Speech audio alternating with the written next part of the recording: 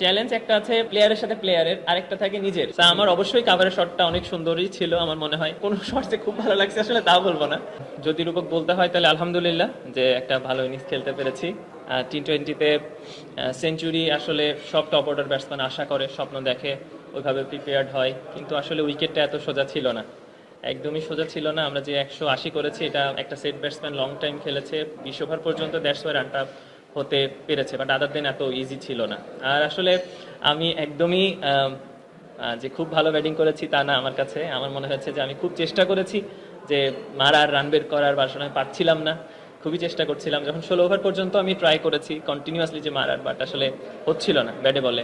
তারপরে যখন আসলে একটা মোমেন্টাম পেলাম, কিছু বল লাগলো, তখন আসলে যখন স্কোরবোর্ডে দেখলাম যে 88 রান, তখন আসলে আমার রিয়েলাইজ হয়েছে যে হ্যাঁ, আমাদের এখনো 1 ওভার বাকি আছে, 2টা বাউন্ডারি হলে সেঞ্চুরি সম্ভব। তার আগ পর্যন্ত আমি একবারও মনে করিনি যে আমি খুব ভালো ব্যাটিং করছি, বাট আমি শুধু সময় দিতে চেয়েছি উইকেটে। আর আগের ম্যাচগুলোতে আমি ভালো প্ল্যানও করতে পারছিলাম না, আমি যে তাড়াহুড়া করছিলাম, বল সিলেকশন করতে পারছিলাম না কিছু সময়।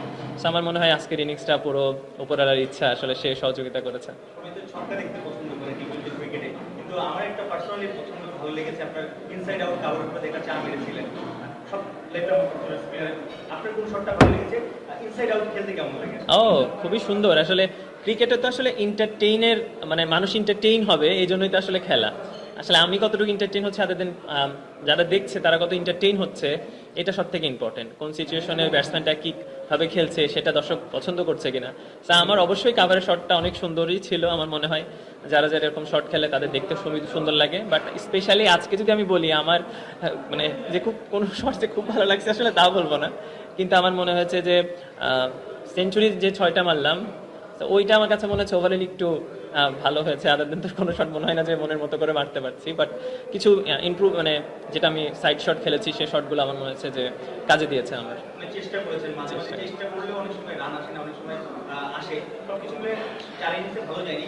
আজকে আসলে কোন মোটিভ নিয়ে খেলেছেন? আমি কালকে পুরো রেস্ট নিয়েছি, একদম বিছানা থেকে উঠিনি, শুধু ঘুমাইলাম, বাসায় কথা বললাম, আর তাছাড়া আসলে কিছুই করিনি। তো আমার মনে হচ্ছে রেস্টটা কাজে দিয়েছে। অনেক সময় হয় না যে আমি অনেক পরিশ্রম করছি বা আসলে আউটপুটটা আসতেছে না, ওই সময় আসলে রেস্টের দরকার হয়, মানসিক একটু কামনেসের দরকার হয়। তা আমার কাছে মনে হয়েছে কালকের রেস্টটা প্রপার ছিল। খেলা নিয়ে চিন্তা করেছি কিভাবে আরও বেটার ক্রিকেট খেলতে পারি, টিমকে কিভাবে কন্ট্রিবিউট করতে পারি। সবাই বলছিল, সোহানের সাথে কথা হচ্ছিল, মিথুন ভাই, কায়েস ভাই, যে তোমার আসলে উইকেটে বেশিক্ষণ থাকাটা খুব জরুরি হয়ে গেছে টিমের জন্য, তাইলে টিমটা আসলে, আমরা খুলনা টিম টপ অর্ডারে ভালো করতে পারছিলাম না। তো ওভারঅল মনে হয় যে একটা প্ল্যান ছিল, আর একটু চেষ্টা ছিল মানসিকভাবে, তো সব মিলিয়ে আসলে হয়েছে।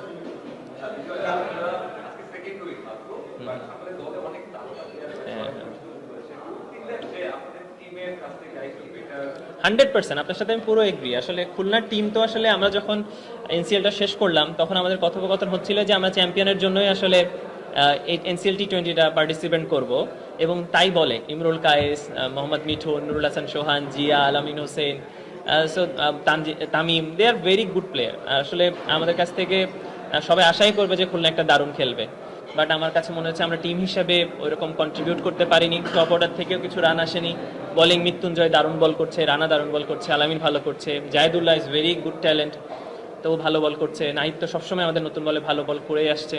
তো আমার কাছে বোলিং সাইডটা খুবই চমৎকার, সাথে আমাদের ব্যাটিংটা যদি আমরা উপর থেকে এরকম ভালো একটা স্টার্ট করতে পারি, আমার মনে হয় যে আমাদের এখনও খুব ভালো চান্স আছে এই টুর্নামেন্টটা ঘুরে দাঁড়ানোর এবং ভালো রেজাল্ট করার।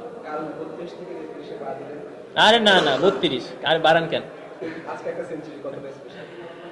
অনেক স্পেশাল, অনেক স্পেশাল। আমি আসলে সত্যি আশা করিনি আমি আজকে যে সেঞ্চুরি হয়ে যাবে। আমি 80 হয়ে গেছে তখনও বুঝতেছি না যে সেঞ্চুরি সম্ভব ছিল, বাট আল্লাহর প্ল্যান ছিল। আল্লাহ একটা দারুণ কিছুই, এনসিএলেও কিন্তু আমি মাত্র একটা সেঞ্চুরি করেছি, 95 একটা আউট হয়ে গেছি, 89 একটা আউট হয়ে গেছি, 91 একটা আউট হয়ে গেছে, বা 3টা সেঞ্চুরি আমার কাছে যে হয়নি, বাট টি-20তে সেঞ্চুরি হয়ে যাবে এটা আসলে পুরোটা আল্লাহ দিয়েছে। খুবই স্পেশাল, খুবই স্পেশাল। পঞ্চম বলে যখন 96 ছিল তখন কি প্ল্যানটা ছিল, যে বাউন্ডারি?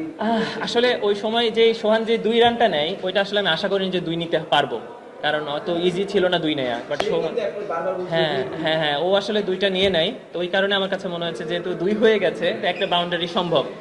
তো আমার কাছে মনে হচ্ছে যে ওই বলে যে বাউন্ডারি সম্ভব, দেন একটা বাউন্ডারি তো হয়ে গেল। তো মনে হচ্ছে ঠিক আছে, ভালো একটা ইনিংস।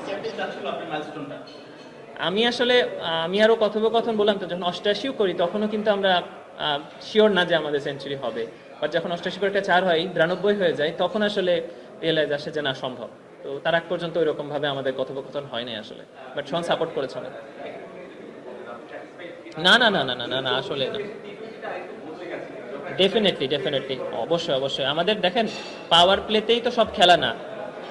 আমরা অনেক বেশি কমিটেড থাকি অ্যাবাউট পাওয়ার প্লে। দেখেন, পাওয়ার প্লেতে যদি আমরা 50 রানও করি, বাট আমরা বাউন্ডারি পার্সেন্টেজ যদি 6 থেকে 15 ওভার পর্যন্ত প্রতি ওভারে করে একটা দুইটা করে বাউন্ডারি মারতে পারি, তখনও কিন্তু রান বের হয়। তো আমাদের আসলে সবাই প্রথমে যে আমরা 10 বলে 20 করে ফেললাম, এটা কিন্তু ইম্পর্টেন্ট। সাথে আপনার 10 বলে 20 করার পরে ওইটা আপনি 7 থেকে 15 ওভার পর্যন্ত কিভাবে ক্যারি করছেন, এটা কিন্তু অনেক ইম্পর্টেন্ট টি-20-তে।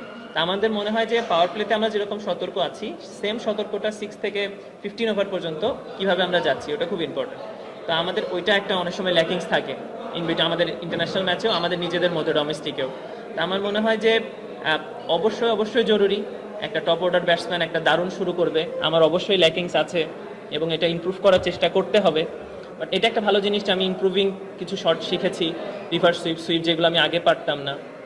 আমি চেষ্টা করি, এখন এক্সপিরিয়েন্স হচ্ছে গেমটাকে বোঝার, যে কাকে কোন সময় মারা লাগবে, এটাও একটা এক্সপিরিয়েন্সের ব্যাপার। আমার মনে হয় যে অবশ্যই ইমপ্রুভের জায়গা আছে এবং চেষ্টা করব যে আরো ভালো করার যে টিমকে কাজে লাগে। চ্যালেঞ্জ একটা আছে প্লেয়ারের সাথে প্লেয়ারের, আরেকটা থাকে নিজের। সো আমার সবসময় আমার ইমপ্রুভমেন্ট হচ্ছে কিনা, আমি টিমকে কন্ট্রিবিউট করতে পারছি কিনা, যখন আমার যে রোলটা থাকে সেটা পালন করতে পারছি কিনা, এটা আসলে খুব ইম্পর্টেন্ট। আদার দেন আমি চিন্তা করি ওর জায়গায় আমি খেলবো, বা আমি যদি এখানে ভালো করতে থাকি, আমার টিম ম্যানেজমেন্টও কিন্তু পুশ করবে যে প্লেয়ার ভালো খেলছে, আপনি কেন ন্যাশনাল টিমে নিচ্ছেন না। বা আমি যদি ভালো খেলি, সিলেক্টর দেখবে, সবাই দেখবে যে এই প্লেয়ারটা ভালো আছে, টিমের জন্য কাজে লাগবে। অনেক সময় অনেক জায়গার প্লেয়ার ভালো খেলে, বাট তার জায়গায় অলরেডি প্লেয়ার থাকে যে ভালো খেলছে, সে কারণে সুযোগ পায় না, সেটাকেও বুঝতে হবে। তো আমার কাছে মনে হয় টিমের যখন প্রয়োজন হবে, টিম যদি চাই যে এই প্লেয়ারকে দরকার টিমে, এইটা রোল প্লে করবে, তাহলে সে সুযোগ পাবে। সেটা আমার ক্ষেত্রে হতে পারে, যে কারোর ক্ষেত্রে হতে পারে।